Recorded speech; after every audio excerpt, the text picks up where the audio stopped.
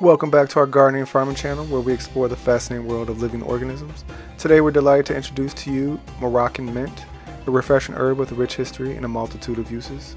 Join us as we delve into the details of this aromatic plant. Moroccan Mint has a long history of cultivation and use in North African and Middle Eastern cuisines. It has been treasured for its invigorating aroma and cooling properties, making it a popular choice for beverages and culinary creations.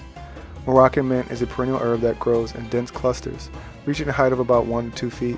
It features vibrant green, serrated leaves that release a refreshing minty scent when crushed. The plant produces small, purple, or lilac-colored flowers that attract bees and other pollinators.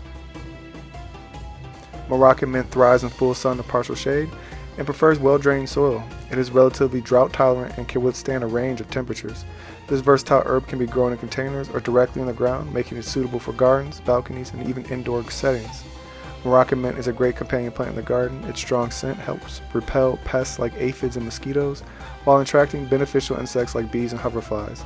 It also pairs well with vegetables like tomatoes and peppers, providing a natural pest deterrent.